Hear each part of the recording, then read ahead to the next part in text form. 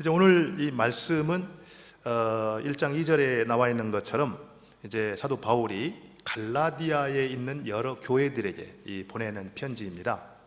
여러분들 알다시피 갈라디아는 지금의 터키 지역입니다.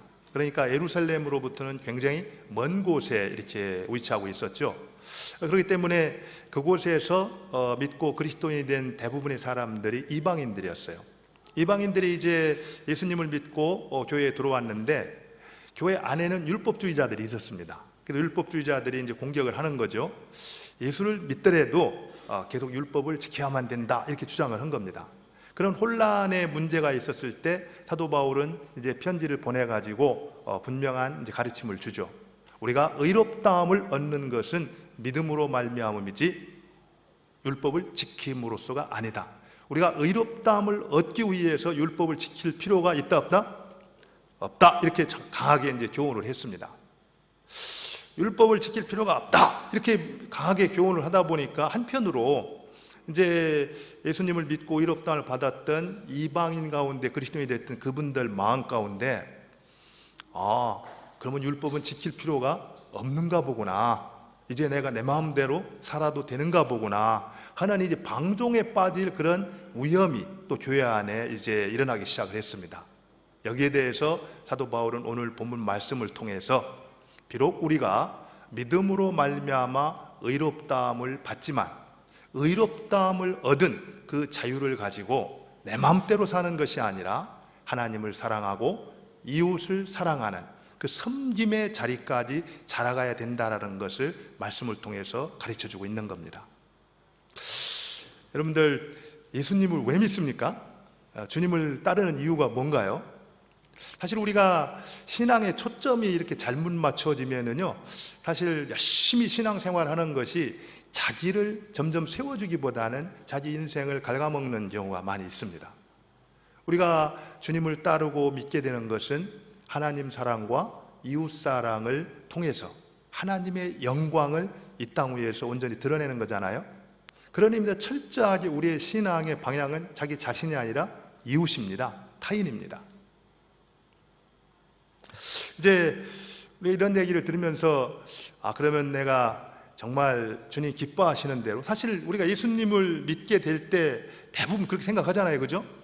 주님이 나를 위해 죽으셨는데 이제는 내가 나를 위해 살지 아니하고 나를 죽었다가 다시 사신 그분을 위해 살아야 되겠다.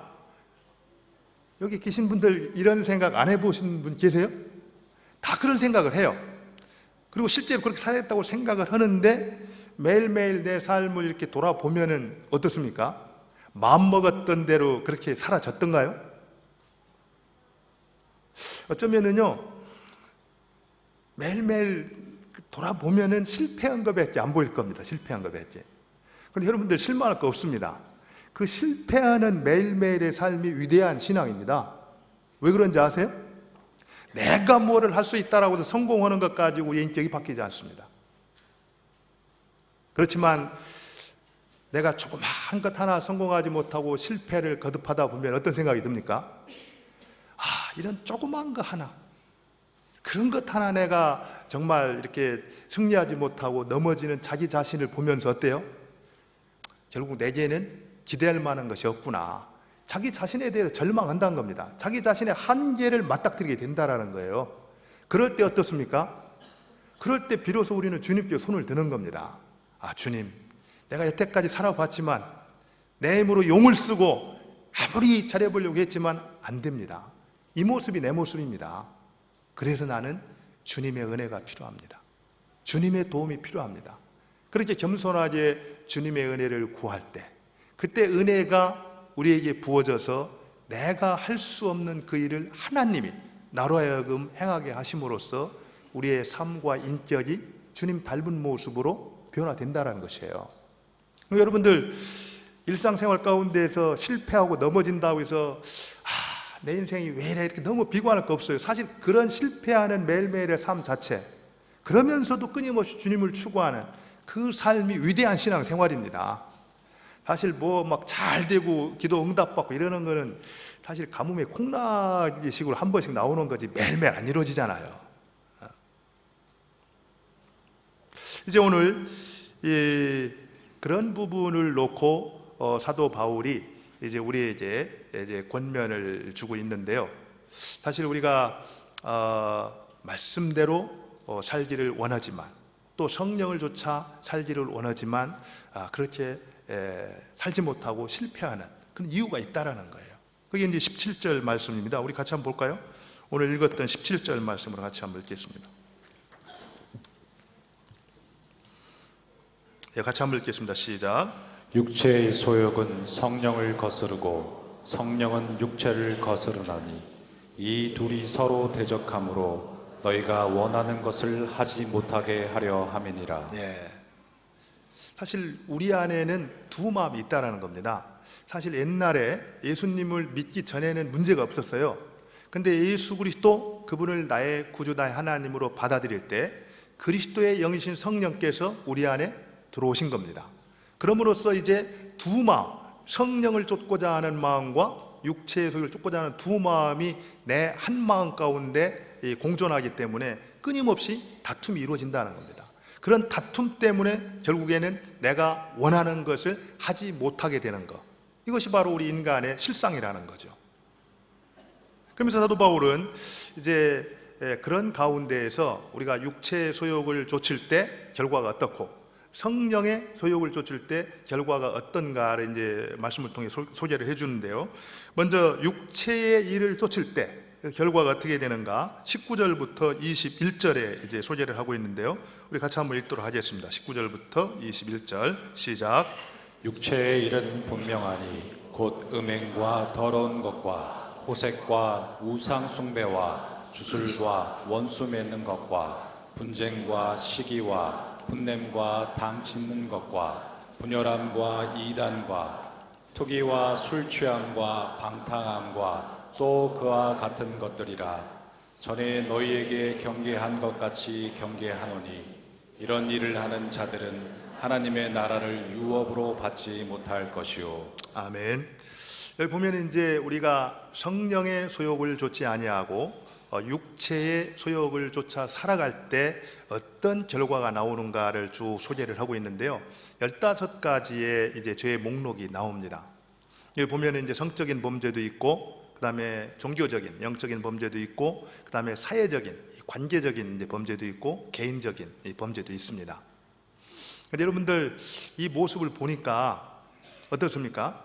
성령을 적극적으로 좇지 아니하고 내 마음이 이 원하는 대로 그냥 내버려 두었을 때 그 삶이 어떤 결과를 갖는다는 거예요?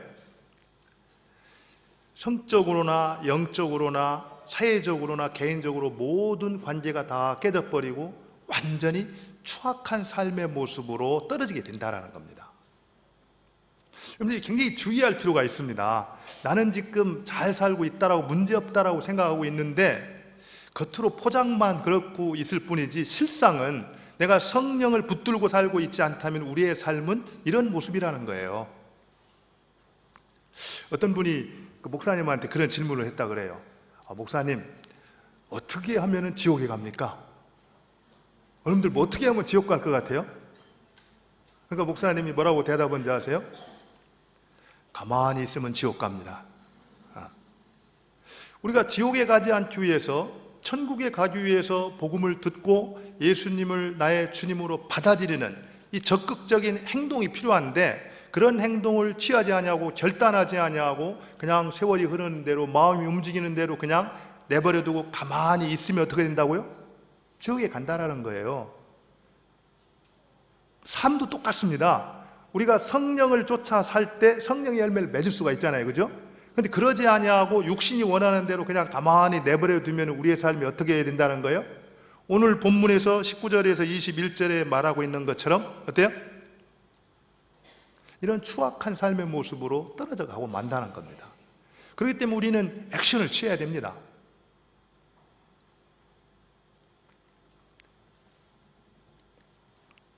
근데 여기서 한 가지 우리가 좀 살펴볼 것은요, 21절의 마지막에 보면은 이런 일을 하는 자들은 하나님의 나라를 유업으로 받지 못할 것이요, 이렇게 되어 있잖아요.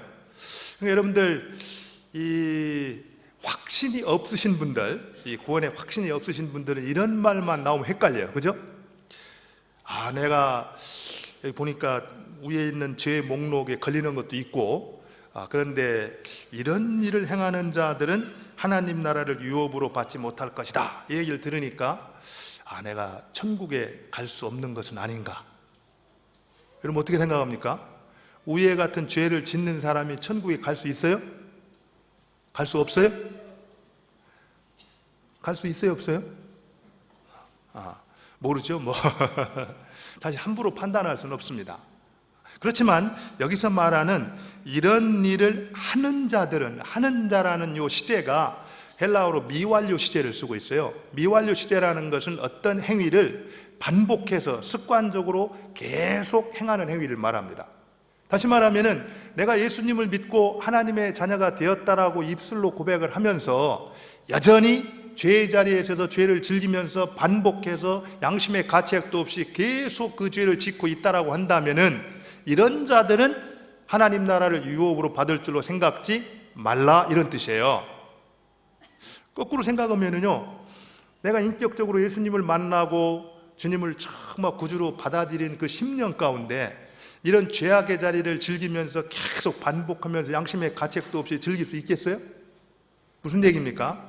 어쩌면 그런 사람들은 아직 거듭나지 않은 사람일 수 있다는 겁니다. 그런 사람들은 하나님 나라를 유업으로 받을 줄 생각지 말라는 거예요. 이 자리에 앉아 계신 분들 가운데도 그런 메시지가 들려졌으면 좋겠어요. 정말 내가 어쨌든 무슨 이유로든지 간에 교회를 오랫동안 출석하면서 구원의 어떤 그 대열에 이렇게 같이 포함되어 있는 것처럼 생각을 하는데, 어떤 이런 모습들이 내 삶 가운데 반복해서 계속 되어지고, 또 내가 그것을 회개하고 떠나야 되겠다라는 생각보다는 그런 부분들을 즐기고 이렇게 있는 분은 없지 않는가. 그렇다면 오늘 말씀은 그분들을 위한 말씀입니다. 바울이 뭐라고 말합니까? 돌이키라는 겁니다. 그리고 그 나라를 차지할 수 있도록 회개하라는 거예요. 그러나 우리가 살아가면서 저도 이제 실패할 때가 많이 있어요. 연약하잖아요. 그래서 가끔 이런 죄를 범하고 이런다라고 해서 우리의 구원이 상실되거나 그러지는 않습니다. 하나님은 우리가 바로 회개하고 제자리로 돌아오기를 원하시죠. 이제 그러면서 이제 22절과 23절에 보면은 우리가 성령을 쫓아 살았을 때 그 결과가 어떠한가를 이제 바울이 소개를 해주고 있는데요. 우리 같이 한번 22절, 23절을 한번 읽어보겠습니다. 같이 한번 읽겠습니다. 오직 성령의 열매는 사랑과 희락과 화평과 오래 참음과 자비와 양성과 충성과 온유와 절제니 이 같은 것을 금지할 법이 없느니라. 보면은 성령의 열매, 우리가 보통 성령의 열매 하면은 몇 가지 열매라고 말합니까? 9가지 열매 이렇게 말하죠. 근데 원래 이 성령의 열매는 하나입니다. 성령의 열매는 단수예요. The fruit of the Spirit is 이렇게 나옵니다. 그리고 나서 9가지 특성을 얘기해 줍니다. 사랑이 있고 희락이 있고 화평이 있고 오래 참음과 자비와 양선, 충성, 온유, 절제라는. 이 무슨 얘기냐면요, 이 성령의 열매는 하나인데 그 하나의 스타일이 여러 모습을 가질 수 있다는 겁니다. 특성이 여러 모습을 가질 수 있다는 거예요. 여러분들이 저를 앞에서 볼 때는 이렇게 생겼잖아요, 그죠? 그럼 뒤에서 볼 때 이렇게 생겼어요, 그죠? 옆에서 볼 때 이렇게 생겼고, 다 다르지 않습니까? 바로 이 성령의 열매를 그렇게 표현하고 있는 겁니다. 다시 말하면은 성령의 열매는 우리가 매일매일 끊임없이 내 안에서 올라오는 자기 주장을 내려놓고 성령의 소욕을 좇아서 순종하는 삶을 살아갈 때 우리의 삶에 맺히게 되는 뭐라는 거예요? 성품입니다. 성품. 여러분들이 성령의 열매가 풍성하게 맺혀 있는 이 성품을 생각할 때 좀 나도 그렇게 내 성품이 좀 이렇게 아름답게 변화됐으면 좋겠다, 그런 소원하는 마음이 없으세요? 없으신가요? 근데 사실은 이 모습이 누구의 모습이냐면은 우리 주님의 모습입니다. 예수님의 성품이 이러셨어요. 여러분 생각을 해보세요. 예수님의 성품, 한없는 사랑, 사랑과 희락과 화평과 오래 참음과 자비와 양성, 충성, 온유, 절제. 사실 우리가 신앙생활을 하면서 좀 이렇게 그 초점을 잘 맞출 필요가 있는데, 우리는 신앙생활을 할 때 다른 무엇보다도 교회에 오셔서 열심히 이렇게 헌신을 하시고 봉사하시고 다 좋은 일입니다. 그러나 그런 가운데도 초점을 잊지 말아야 될 것은, 우리의 신앙은 초점은 다른 게 아닙니다. 예수님을 닮는 겁니다. 예수님을 닮아가는 삶, 이것이 항상 우리가 놓치지 말아야 될 신앙의 초점인 거죠. 그래서 봉사를 할 때도 어떻게 하면 내가 이런 일을 통해서 예수님의 모습을 닮아갈까? 무슨 일을 하든지 간에 주님의 모습을 닮아가야 되는데, 그 우리 주님의 그 아름다운 성품, 그것이 어느 때 맺혀진다는 거예요? 어느 때? 성령을 쫓아 살아갈 때 그게 맺혀진다는 겁니다. 제가 성령 충만한 삶이 얼마나 아름다운 삶인가 하는 것을 경험을 했어요. 저는 지금 제주도에 있는데, 여러분들 제주도에 가면은 무슨 산이 있죠? 한라산입니다. 한라산. 여러분들 11월 단풍이 든 한라산을 보셨습니까? 저는 처음으로 이제 그 한라산을 갔었는데요. 한라산을 이렇게 쭉 올라가면서 나무들을 보는 그 아름다움도 있었지만, 이 정상에 가까워지면서 이제 위에서 이렇게 내려다볼 때 단풍 든 산의 모습, 또 그리고 하늘을 쳐다봤을 때 파란 이 가을 하늘, 그리고 그 옆에 이렇게 펼쳐져 있는 바다, 감동이 없으세요, 여러분들? 네. 저는 그 모습을 보면서 이렇게 아름다울 수가 있을까? 그래서 이제 그거를 어떻게 좀 이 카메라에 잡아보려고 이 핸드폰 가지고 이렇게 잡히질 않는 겁니다. 담을 수가 없어요, 그 아름다움. 그래서 옆에 있는 선교사님한테 그런 얘기를 했어요. 아무리 훌륭한 화가가 이 모습을, 하나님의 솜씨를 그려낸다 할지라도 하나님의 솜씨를 그려낼 수 있을까? 여러분들, 아무리 훌륭한 화가라 할지라도 그 모습을 담아낼 수 있을까요? 없다로 그래야 설교가 빨리 끝납니다. 담아낼 수가 없습니다. 담아낼 수가. 여기서 굉장히 중요한 이 영적인 그 진리를 깨닫게 되는데요. 여러분들은 내 인생은 나의 것이라고 생각을 합니다. 그리고 내가 내 인생을 가장 풍성하고 아름답게 만들기 위해서 온갖 지혜를 가지고 자기 경험과 지식을 다 동원해서 이제 주장을 하죠. 그러나 그렇게 한다고 해서 원래 하나님이 우리를 위해 갖고 계셨던 그 계획과 합당한 그런 풍성한 삶을 우리는 담아낼 수가 없다라는 거예요. 왜 그렇습니까? 사실은 우리는 내가 나를 가장 잘 아는 것처럼 생각을 해요. 여러분 그렇게 생각할 겁니다. 나보다 더 나를 잘 아는 사람은 없다. 그러나 하나님이 나를 지으셨기 때문에 하나님이 나보다 더 나를 잘 아세요. 그리고 나보다 더 나를 사랑하는 사람은 없을 거야. 내가 나를 제일 사랑하지. 뭐 일면 그런 면도 있습니다. 그러나 정확히 보면은요, 내가 나를 사랑하는 모습을 보면 진짜 그게 사랑인가? 오히려 내 인생을 망하게 만들진 않는가? 그러나 주님께서는 우리를 사랑하시기 때문에 자기 몸을 십자가에 찢겨 돌아가시면서 우리를 건져주셨습니다. 하나님은 그렇게 우리를 사랑하시는 분입니다. 자기의 독자까지 아끼지 아니하시고 우리를 사랑하시는 분이에요. 그리고 그 하나님께서는 여기에 앉아 계신 한 분 한 분을 향한 놀라운 계획을 갖고 계신 겁니다. 그래서 우리가 나를 주장하지 아니하고 그 하나님께 주도권을 맡기고 그 하나님이 인도하신 대로 따라 살아가는 것, 이게 이제 성령 충만한 삶이거든요. 이런 삶을 살 때 우리는 가장 아름다운 삶을 경험할 수가 있다는 겁니다. 저는 여기 앉아 계신 분들이 그런 삶을 누렸으면 좋겠어요.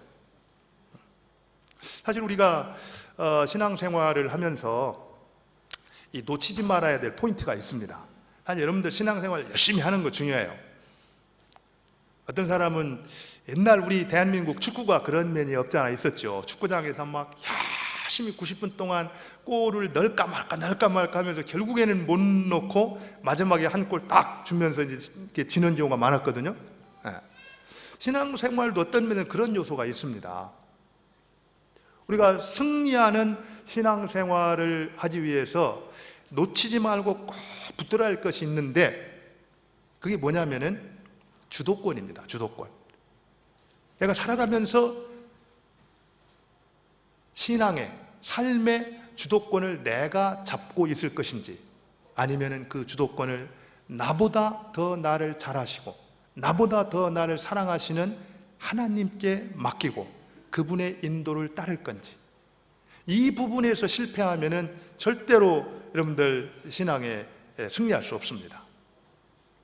오늘 바울은 그거를 정확히 보았던 거예요. 그렇기 때문에 끊임없이 올라오는 욕심의 문제, 이 인간의 본질적인 문제를 해결할 수 있는 방법은 다른 게 없다라는 겁니다. 성령 하나님께 맡기라는 거예요. 그리고 그분을 쫓아가라는 겁니다. 사실 여러분들 우리 인생 가운데 가장 본질적인 문제가 뭔 것 같아요? 내게 있어서 내 인생의 가장 본질적인 문제가 뭔 것 같습니까? 사실 지금 한국은 이 최순실 국정농단 사건으로 난립니다. 가도 참 너무 멀리 갔다, 해도 너무한다, 뭐 이런 생각들이 들 정도로 정말 참 어지러운데, 그러면서 이제 뉴스를 볼 때마다 참 이제 나빴다, 막 이러면서 이렇게 비난을 하고 뭐 욕도 하고 그래요. 스트레스를 많이 받습니다. 그 볼 때마다, 뉴스를 볼 때마다 그걸 왜 봐야 되는지. 그런데 그 모습을 보면서 나는 어떤가? 손가락질 하고 있는 나는 저들과 다른 게 있는가? 그러면서 우리 주위에서 일어나고 있는 여러 문제들을 한번 찬찬히 이렇게 들어가 살펴보면요, 근원의 모든 문제의 근원은 한 가지입니다. 뭔가요? 우리 안에 있는 욕심입니다. 자기를 주장하는 욕심. 자기 삶을 찬찬하게 성찰했던 이 사도 바울은 그 문제를 본 거예요. 그러면서 그 육체의 욕심, 어떻게 하면 그 문제를 극복하고 성령이 충만한, 성령의 열매 맺는 삶을 살아갈 수가 있는가? 그거를 이제 바울은 안 겁니다. 그러면서 답을 제시해 주는데, 우리 5장 16절을 한번 볼까요? 5장 16절 한번 같이 보겠습니다. 시작. 내가 이르노니 너희는 성령을 따라 행하라. 그리하면 육체의 욕심을 이루지 아니하리라. 예, 성령을 따라 행하라. 그리하면 육체의 욕심을 이루지 아니하리라. 이게 뻔한 얘기 같은데요, 여기에 굉장히 중요한 이제 그 원리가 있습니다. 금방도 제가 얘기했지만, 우리가 결단을 하고 막 이를 악물고 혀를 깨물고 각오를 한다고 해서 실제 그렇게 사라지던가요? 되던가요? 그래서 그냥 한번 이 악물고 딱 다짐해도 될 것 같으면 그거 하면 됩니다. 그렇게 하십시오, 여러분들은. 근데 해보면은 그게 안 돼요. 왜 그렇습니까? 우리의 타락한 인간의 본성상 우리 내면에 끊임없이 올라오는 자기 주장과 그 자기의 욕심, 이런 거는 우리가 해결할 수 없는 일입니다. 인간이 갖고 있는 한계예요. 인간이 갖고 있는 한계, 인간 스스로 해결할 수 없는 그 문제. 그렇기 때문에 사도 바울은 그 문제를 해결하기 위해서 우리 자신에게서 답을 찾아서는 안 된다고 말하는 겁니다. 그 답이 어디서 와야 된다는 거예요? 우리 밖에서 도움이 와야 된다는 거예요. 우리 밖에서 도움이 와야 되는데, 바로 그 해답이 뭐라고 사도 바울은 말하고 있어요? 성령이시라는 거예요. 성령. 우리 밖에서 성령님이 오셔서 나를 바꾸어 주시고 도와주셔야 내 한계로 내 스스로 해결할 수 없는 그 문제를 해결할 수가 있다라고 말씀하고 있다라는 겁니다. 여러분, 자연계에는 자연 법칙이 있듯이 하나님과 사람 사이에도 영적인 원리가 있습니다. 사형리 서론이잖아요. 사형리 서론. 굉장히 중요한 원리입니다. 우리가 신앙생활하면서 이 상식이 참 필요합니다. 상식이 중요해요. 그러나 상식만 가지고서 승리하는 신앙생활은 어렵다라는 거예요. 상식과 더불어서 성경이 말씀하고 가르쳐주고 있는 영적인 원리를 따라 살아갈 때 우리는 승리하는 삶이 가능하다는 겁니다. 근데 그 성경이 뭐라고 말하냐면은 내 안에 있는 문제, 너의 한계로 해결할 수 없는 그 문제는 밖으로부터 도움이 와야지 해결될 수 있다는 겁니다. 성령께서 오셔서 우리를 도와주실 때, 그때 내가 할 수 없는 그 육체의 소욕을 이기고 성령의 지배와 인도하심을 받으면서 날마다 주도권을 그분에게 내어 맡기고 따라갈 때 어느 날 내 삶 가운데에서 예수님의 모습이 그랬던 것처럼 사랑과 희락과 화평과 오래 참음과 자비와 양성과 충성, 온유, 절제라는 이 아름다운 성령의 열매가 맺히게 된다는 겁니다. 여러분들이 오늘 바울이 가르쳐주는 말씀을 그대로 받아들이고 그렇게 사시기 바랍니다. 성령을 조차 행하라. 그리하면 육체의 소욕을 이루지 아니하리라. 그런데 이 얘기를 들으면 도대체 어떻게, 그죠? 많이 들어봤는데 그거 어떻게 성령을 조차 살 것인가? 또 이런 질문이 생기잖아요. 네. 제가 그 부분을요 한 3가지로 나누어서 좀 이렇게 나누고 싶어요. 성령을 조차 행하라 이렇게 말하면은 우리가 성령을 따라가야 되잖아요, 그죠? 근데 우리가 따라가야 될 대상이 되는 성령님이 누구신가? 이 부분하고 또 성령을 조차 행하라 이렇게 말하고 있는데 성령을 조차 행한다라는 게 무엇인가? 또 정확히 좀 그걸 알아야 되겠죠? 그 다음 마지막으로 구체적으로 어떻게 성령을 따를 것인가? 이렇게 3가지를 좀 나눠서 살펴보았으면 좋겠습니다. 먼저 성령이 누구신가요? 여러분들 성령님에 대해 잘 아세요? 성령이 누구시죠? 아마 성부, 성자, 성령, 삼위일체, 삼위 되시는 하나님 이런 거를 이 교리라고 말합니다. 교리. 근데 우리의 신앙은 교리가 아니에요. 우리의 신앙이 교리 몇 줄 이렇게 암송했다고 해서 신앙이 자라가는 거 아닙니다. 교리를 통해서 배운 그 사실을 우리 삶 가운데서 구체적으로 적용을 하고 그 사실이 확신으로 다가올 때 그때 이제 신앙이 되는 겁니다. 여러분들 사도 바울이 쓴 서신서를 보게 되면은 가장 많이 쓰는 단어가 이제 내가 배웠다, 깨달았다, 알았다, 터득했다, 비결을 알았다 이런 내용이 많습니다. 실제로 삶 가운데서 그대로 순종을 했더니 이루어지더라는 겁니다. 성령님이 누구십니까? 제가 이 시간에 시간이 없으니까 자세하게 교리를 설명할 수 없지만 성경이 가르쳐주고 있는 몇 군데만 한번 살펴보면서 성령님이 누구신지 한번 살펴보도록 하죠. 먼저 요한복음 14장 26절을 한번 보겠습니다. 14장 26절. 우리 한번 같이 읽어볼까요? 시작. 보혜사 곧 아버지께서 내 이름으로 보내실 성령 그가 너희에게 모든 것을 가르치고 내가 너희에게 말한 모든 것을 생각나게 하리라. 여기 보면은 성령님을 누구라고 표현하고 있죠? 보혜사다 이렇게 말하고 있습니다. 보혜사. 중국말은 바회스 이렇게 이야기했는데 헬퍼다, 카운슬러다 이런 얘기입니다. 성령님은 우리를 도우시는 분이고 우리를 상담해 주시는 분이라는 거예요. 다시 말해서 우리가 힘들고 어려울 때 찾아오셔서 우리를 도와주시는 분, 또 우리에게 지혜가 필요하고 정말 어떻게 해야 될지 모를 때 찾아오셔서 우리를 상담해 주시고 인도해 주시는 분이라는 겁니다. 또 한 가지 우리가 요한복음 16장 13절을 한번 보겠습니다. 요한복음 16장 13절 같이 한번 읽겠습니다. 시작. 그러나 진리의 성령이 오시면 그가 너희를 모든 진리 가운데로 인도하시리니 그가 스스로 말하지 않고 오직 들은 것을 말하며 장래일을 너희에게 알리시리라. 거기 보면은 성령님을 누구라고 말하고 있습니까? 진리의 성령이라고 하잖아요. 우리가 어디로 가야 될지 방향을 모를 때 무엇을 해야 될지 성령님께서는 우리를 가장 정확하게 진리 가운데로 인도를 해주신다는 겁니다. 우리가 정말 복잡하고 어지럽고 혼란한 세상을 살아가고 있잖아요. 이런 세상 가운데에서도 내가 가야 될 곳이 어디며 해야 될 일이 무엇이며 그것을 어떻게 해야 될지 우리를 진리 가운데로 인도해 주시는 분이 성령님이라는 것입니다. 한 가지만 더 보면은요, 로마서 8장 9절입니다. 로마서 8장 9절을 한번 보겠습니다. 한번 같이 읽겠습니다. 시작. 만일 너희 속에 하나님의 영이 계시면 너희가 육신에 있지 아니하고 영에 있나니 누구든지 그리스도의 영이 없으면 그리스도의 사람이 아니니라.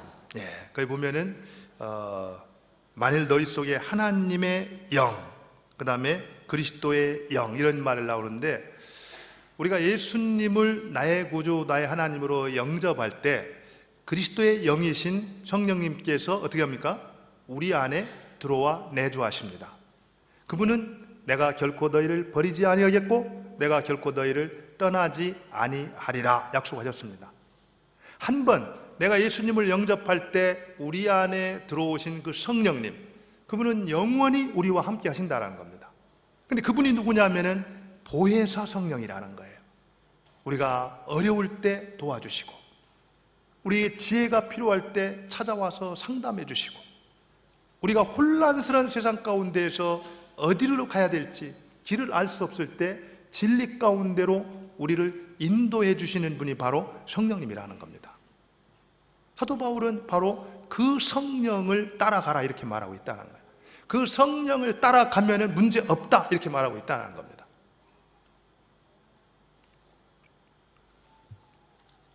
그러면 구체적으로 성령을 따라간다, 성령을 쫓아 산다라는 것이 무엇을 말하는가? 원래 여기서 성령을 쫓아 행하라 이 말의 문자적인 뜻은요, 성령과 함께 계속하여 걸어가라 이런 뜻입니다. 이 걸어간다라는 말은 이 성경에서 같이 생활한다는 뜻입니다. 같이 생활한다는 뜻. 그러니까 성령과 함께 늘 계속해서 함께 생활하라 이런 뜻이에요. 그러면은 이 성령님과 생활한다라는 또 무슨 뜻인가요? 우리가 살아가면서 아까 얘기했듯이 그냥 가만히 있으면, 그냥 내버려 두고 있으면 뭐가 작동한다고 했습니까? 육체의 소욕이 작동한다고 그랬어요. 가만히 있지 말고 끊임없이 속에서부터 올라오는 자기 주장, 그걸 어떻게 해요?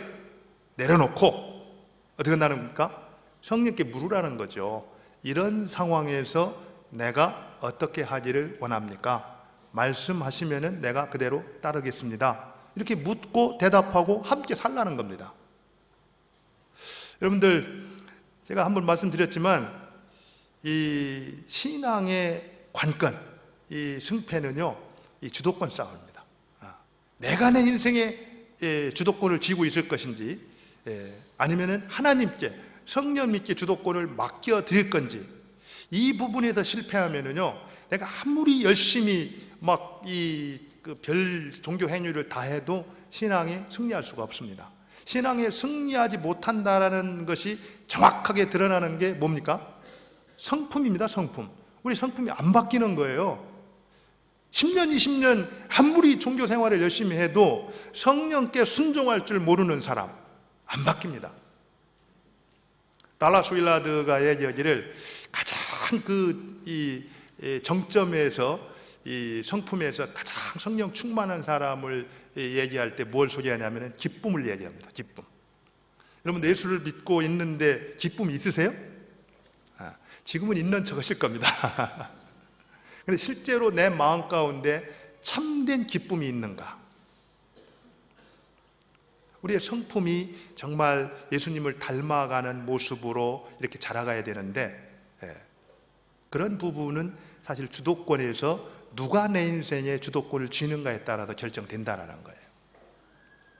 여러분들, 내가 내 인생을 가장 잘 이끌어갈 수 있고 그래야 가장 훌륭한, 가장 아름다운 인생을 만들 수 있다는 것은 가짜입니다. 성경이 분명히 말하고 있어요. 성령을 쫓아 행하라. 바울은 아주 진지하게 자기를 성찰했던 사람입니다.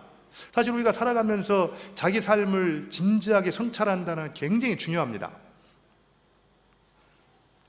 진지한 자기 성찰은 내가 있어야 될 곳에 나로 하여금 있게 하고 하나님이 계셔야 될 그곳에 하나님이 계시도록 하는 겁니다.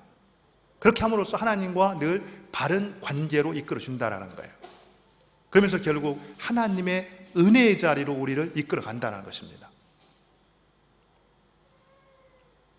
그래서 사실 이 성령을 쫓아 행한다, 이 부분은 우리 안에서 끊임없이 이렇게 올라오는 자기 주장을 내려놓고 하나님의 주재권을 인정하면서 그분에게 내 인생의 주도권을 맡겨드리고 그분을 따라가는 것, 이게 바로 성령을 쫓아 행한다, 이런 뜻이에요.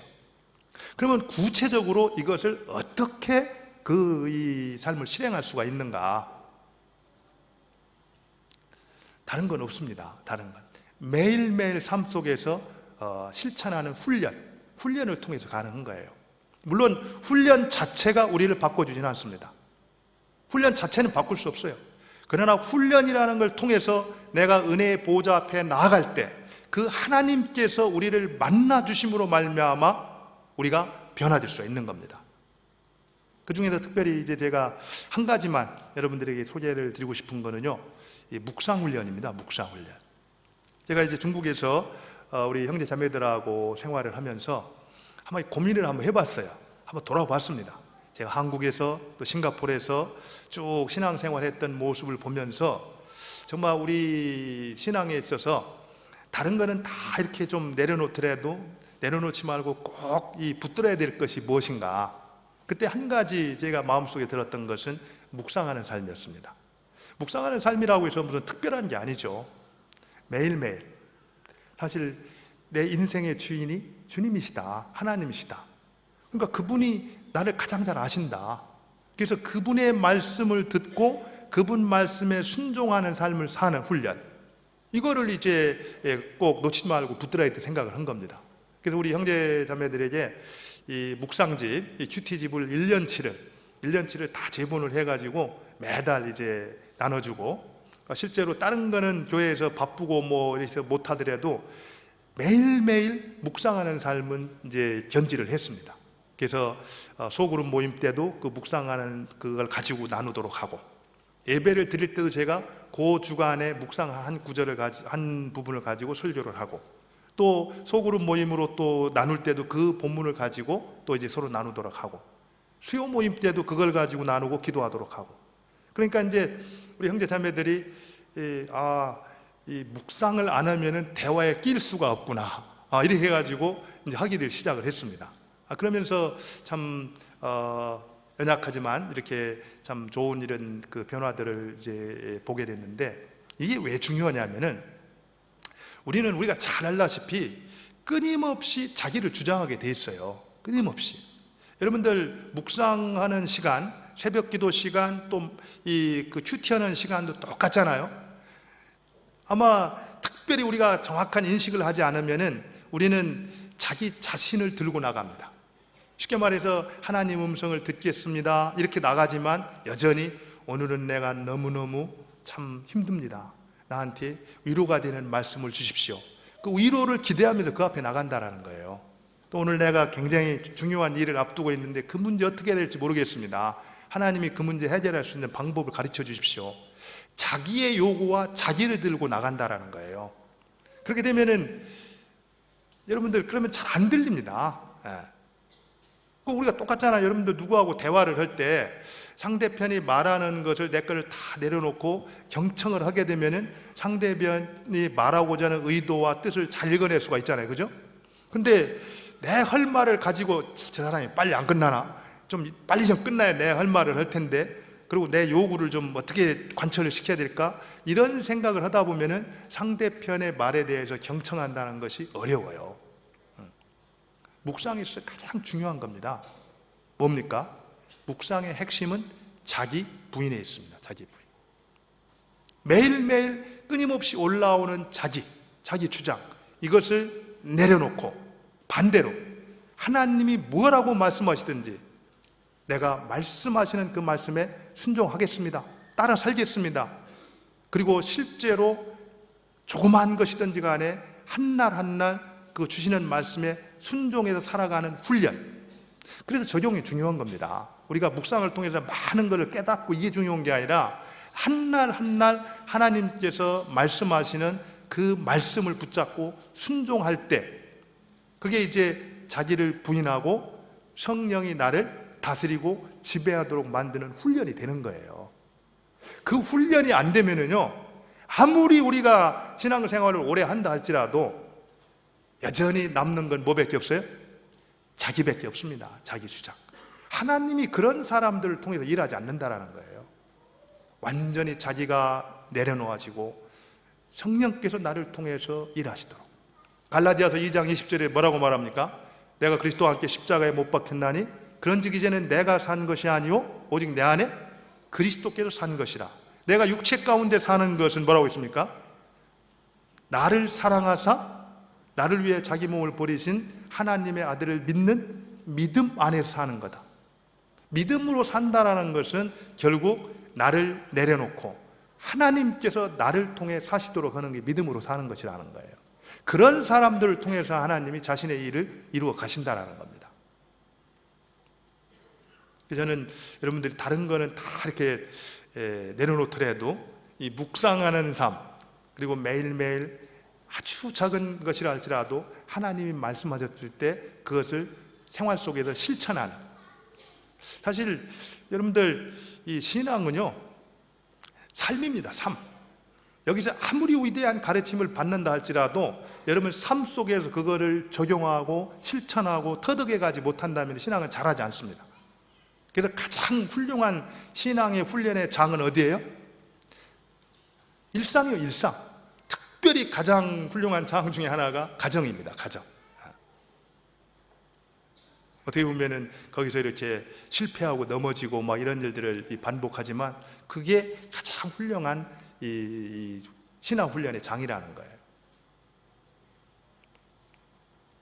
또 한 가지는 이 체로키 인디언 추장이 아마 여러분들에게 가르쳐 줄 것 같습니다. 한번 동영상을 한번 이렇게 틀어주시면 감사하겠습니다.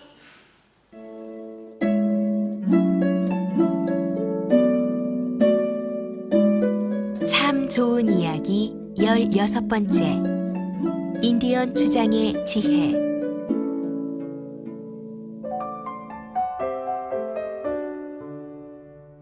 어느 인디언 부족의 추장 노인이 어린 손자를 앉혀놓고 말했습니다. 우리 마음속에는 선한 늑대와 악한 늑대가 사는데 두 마리는 항상 서로 싸운단다. 어떻게요?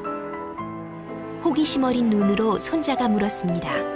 악한 늑대가 가지고 있는 마음은 화내고 슬퍼하고 짜증내고 욕심내고 남과 비교하고 혼자만 생각하는 이기심이란다. 선한 늑대가 가지고 있는 마음은 기쁨, 사랑, 인내심, 배려, 친절, 진실함, 겸손, 동정심, 용기, 그리고 믿음이지. 마음속에 이 둘이 서로 싸움을 한다면 누가 이기겠느냐? 손자가 잠시 생각에 잠긴 듯하다 대답했습니다. 그야 힘센 쪽이 이기겠죠. 그런데 어떤 쪽이 더 힘이 센가요? 노인은 빙그레 웃으며 손자를 바라보았습니다. 그리곤 아주 단호한 목소리로 대답했죠. 우리가 먹이를 주는 늑대가 이긴단다. 우리 안에는 부정적인 생각도 긍정적인 생각도 있습니다. 선택은 바로 내가 하는 것입니다. 마음속 생각에 먹이를 주어 키우는 것은 바로 자기 자신입니다. 여러분은 어떤 마음을 키우시겠습니까?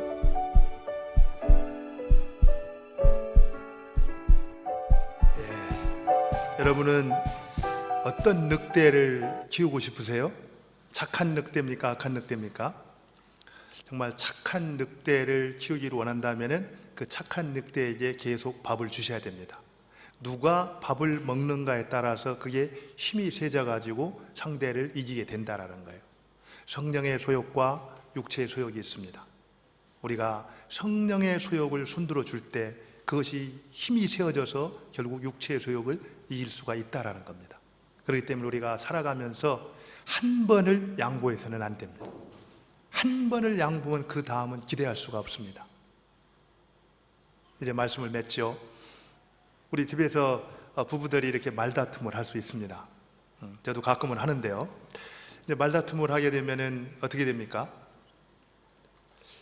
우리는 믿는 사람이잖아요, 그죠? 그래서 어려움이 생기면 기도를 하지 않습니까? 기도를 하면은 주님께서 대번에 말씀하시죠. 내가 먼저 사과하라, 이렇게 말씀하십니다. 그래서 이제 그래야 되겠다라고 마음을 먹는 순간 또 밑에도 올라오는 마음이 있습니다. 무슨 마음이죠? 잘못을 누가 했는데 내가 왜 사과를 해? 육체의 소욕들이 올라온다는 거예요. 그러나 거기서 민기적거리고 실천하지 못하면은 여러분은 육체의 소욕에 먹히고 마는 겁니다. 그러나 그 가운데에서 내가 내 자신을 아는 것보다 하나님이 나를 더 잘 아셔. 나를 사랑하는 것보다 하나님이 나를 더 사랑하셔. 그분이 성령을 쫓아 행하라고 그랬어.